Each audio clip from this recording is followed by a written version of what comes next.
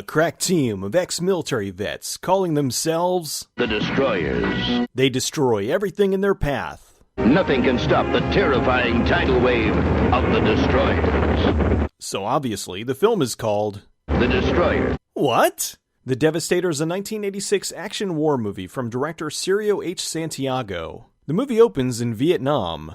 Ex-soldier Deacon Porter is having flashbacks to his time there. This guy does not like the smell of napalm in the morning. Ted, I told you we should have dug a deeper trench. Porter dreams about someone decapitating a guy with a papier-mâché head and wakes up. Deacon, who also goes by Deke, has reached an all-time low. He's hungover, his freezer needs a defrosting, and he's using recycled coffee grounds.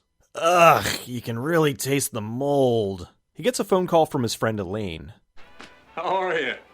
How's that washed-up husband of yours doing? Better than you, at least he's not drinking out of the trash. She lets him know that 2 weeks ago her husband died in a car crash under mysterious circumstances and wants Deke to investigate. Ah, the 80s, where an out-of-work, down-on-his-luck ex-military guy could afford a sweet muscle car. King's Ransom, California, huh? Knowing the director, this is the Philippines. Hey, I recognize her. She was on the cover. She fills the guy's gas tank for $3. $3? Well, there's another thing to miss about the 80s. Apparently they don't make bras in heaven. This scene of a guy throwing Pepsi at a Pepsi sign brought to you by Pepsi. Audrey mistakes Deke for one of the local jerks and gives him the cold shoulder. She apologizes once she realizes he's Elaine's friend and agrees to meet him for dinner. Deke heads to the 49ers Bar and Grill. Are they sure this is California and not Georgia? Great, now the Duke's a hazard and this are banned. Deke's talking to Elaine about Marty when in walks the sheriff. He's corrupt, of course. She tells him about a guy who's taken over the valley to grow marijuana. We then cut to a couple camping near Snoop Dogg's house. This guy is so excited he strangles his girlfriend. The gang doesn't like people stealing their weed, so they shoot at him. The guy tells his girlfriend to head to the highway while he tries to get their attention. Why is he running like this? They surround the guy and kill him. The girl makes it to the road where the bad guys run her over.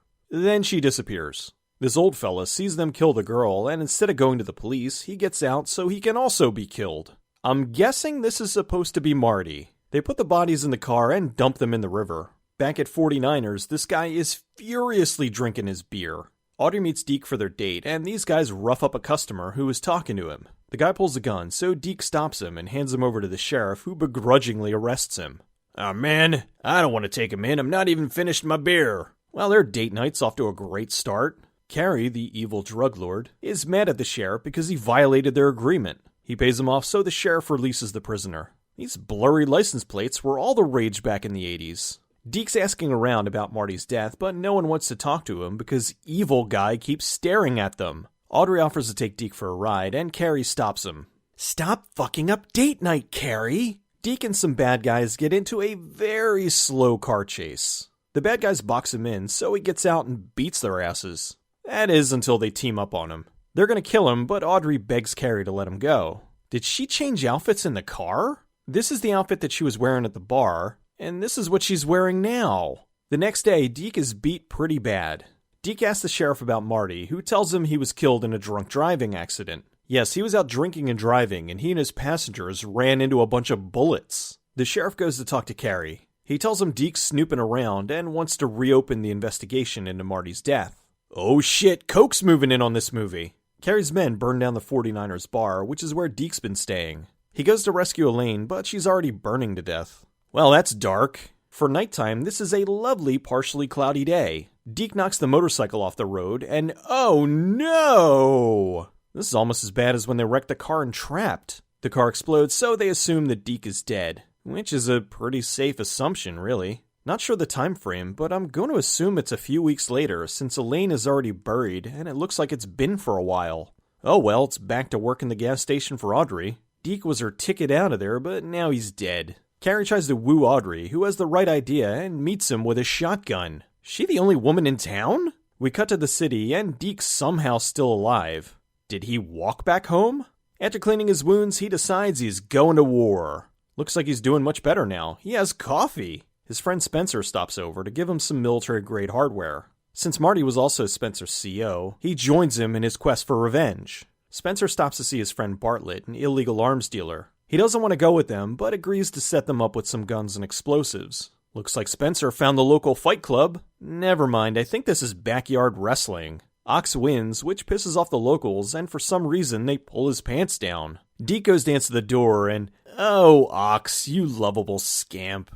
Some more idiots stumble into the pot farm and get gunned down. You think they'd have this area fenced off. I like how everything's so nicely labeled. Sheriff's office. General store. The sheriff confronts Carrie about the dead college kids. Audrey wakes up to find Deacon's alive. This could only mean one thing. It's time for slow motion sex. Lightning makes it classy. Audrey lets Deke and the boys move into an old place her uncle used to own that Carrie doesn't know about. The guys move in and set this up as their base of operations. Deke, Spencer, and Ox do some recon. They kill some of the guys at a guard post and head back to the base. Bartlett's passing through town and the locals investigate him. This is a good answer. What sort of business you in? Minding my own. They open his van to see all the gear he has for Deacon and company. Then they tie him up and take him to the sheriff. Out in the jungles of California, the guys stop some weed shipments from Carrie. The sheriff's having mixed feelings about letting Carrie's men beat up Bartlett. Audrey tells Deke the sheriff has Bartlett, so they go to bust him out. See? This is what actual night looks like. Spencer does a $1 Million Man jump about 20 feet onto some thugs. They break in and rescue Bartlett. They escape, but Carrie arrives just in time to see Deacon still alive. You could shoot him like right now and end this here. Oh, never mind, the movie still has like a half hour to go. Carrie kidnaps Audrey and blows up the gas station. Looks like Pepsi's back. Carrie gets his men to attack Deacon's hideout, but of course they filled the place with booby traps. I think they really blew these guys up. The guys escape and head to Carrie's headquarters. Along the way, they do silly things. The sheriff's finally had it when he sees they kidnapped Audrey. He threatens to notify the real police, so Carrie sends his men to kill him. For this big international drug cartel, they only have like 2 3-wheelers and 1 Jeep. The sheriff gets cornered, but luckily the destroyers are there to save the day. The sheriff tells the group a secret entrance to Carrie's base. They get in and plant explosives on the dam. Isn't this only going to hurt the locals? Ox kills the guards and torches the marijuana fields. Deke finds Carrie's lead henchman with Audrey. He shoots him super dead.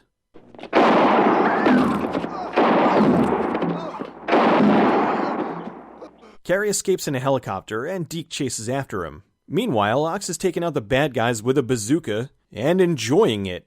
That is until they kill him. Audrey and the sheriff make it to safety. The helicopter's flying low and Deke jumps on. Deke lobs a grenade in the chopper and blows it up. Bartlett's badly hurt and tells Spencer to blow the dam. Lucky for him, they just blow up a model of the dam. Spencer's sad about Bartlett's death, but no one really cares that Ox is dead. And that's it, apparently.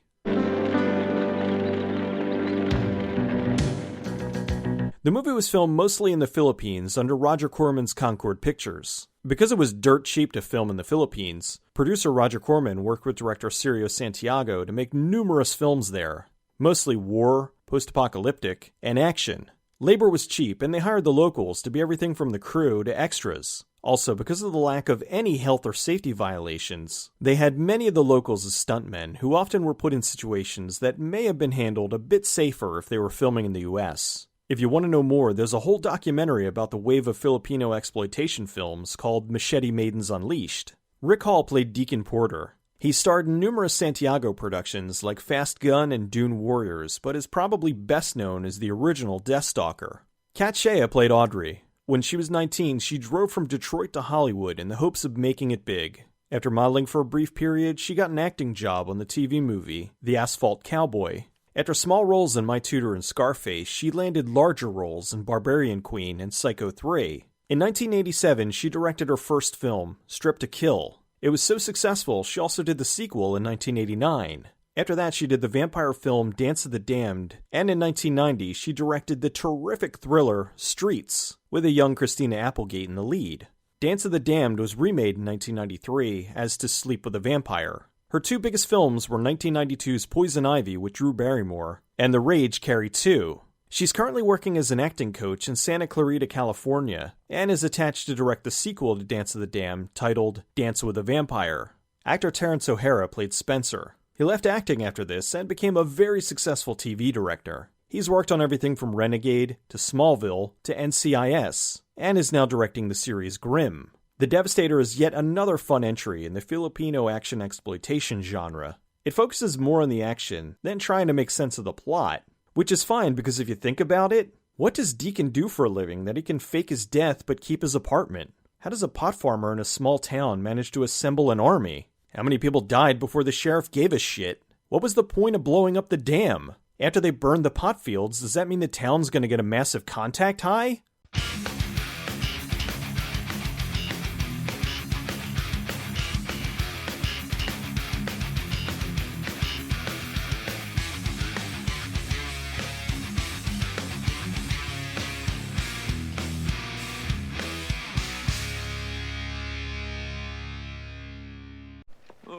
I wish I had a bazooka.